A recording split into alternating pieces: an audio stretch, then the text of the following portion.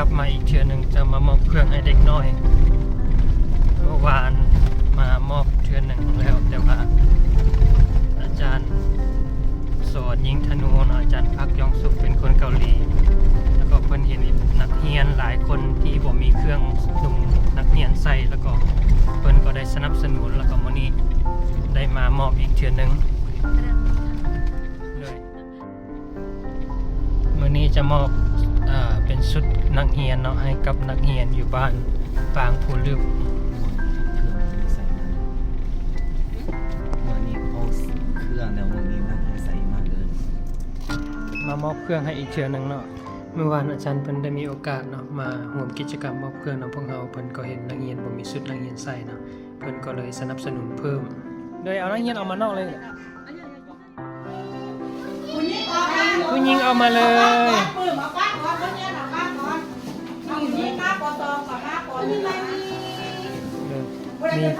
มีหลายค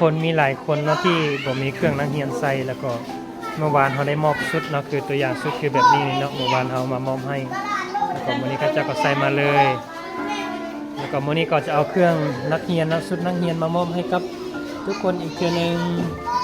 ทุกคนก็รอเป็นตาฮักหมดทุกคนเนาะโอเคดีใจบ่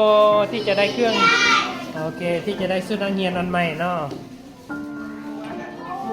ถ่ายรูปมาทุกวันใหญ่ๆเลยคุกเอาส้มใหญ่ๆมาเลย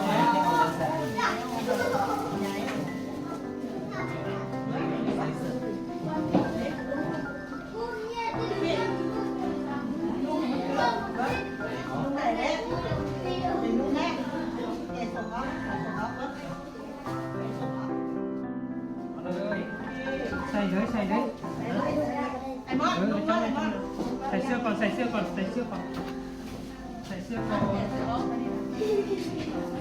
ส้มผมถ้าว่าใส่ได้เราก็ใส่เลยเราต้องแก้ส้มน่ะใส่ได้เราก็ใส่ไปเลยเราต้องแก้เสื้อของพี่กันเด้อเราดูเลยเด้อ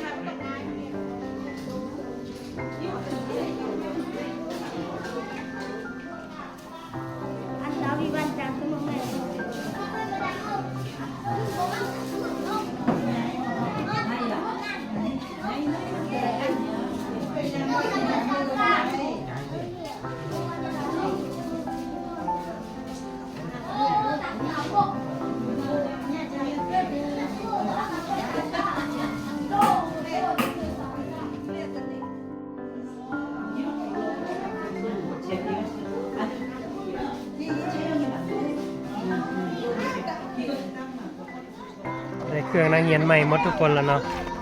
ทั้งผู้ชายทั้งผู้หญิงอันนี้นะเป็นอาจารย์พักจองสุขเป็นเมื่อวานได้มามอบเครื่องให้กับนักเรียนแล้วก็เห็นนักเรียนหลายคนบ่มีเครื่องนักเรียนชุดนักเรียนเนาะเป็นได้สนับสนุนเครื่องนักเรียนให้กับนักเรียนมื้อนี้มามอบคืนอีกเทื่อนึงเนาะทุกคนว่านับการขอบใจเด้อได้บ่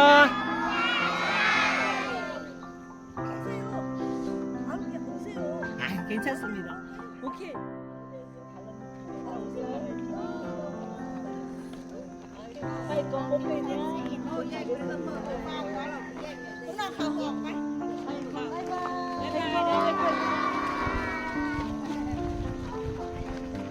어머니가 기억했던 때만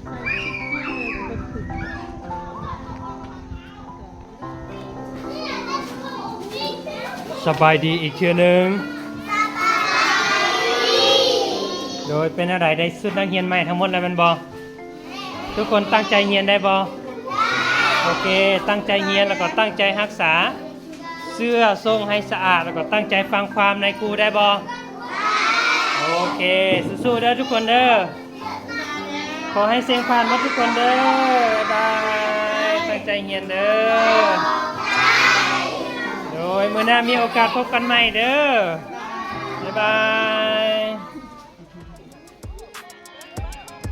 อันนี้เป็นกิจกรรมเมื่อวานเนาะที่เรา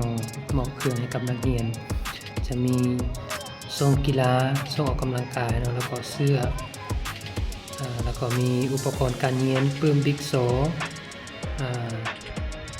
แล้วก็จะมีนมขนมปังเนาะที่ให้กับนักเรียนเมื่อวานนี้แล้วก็มื้อนี้เราได้มอบเป็นชุดนักเรียนเนาะพอดีอาจารย์เพิ่นเห็นนักเรียนหลายคนบ่มีชุดนักเรียนแล้วก็เพิ่นก็เลยสนับสนุนสำหรับ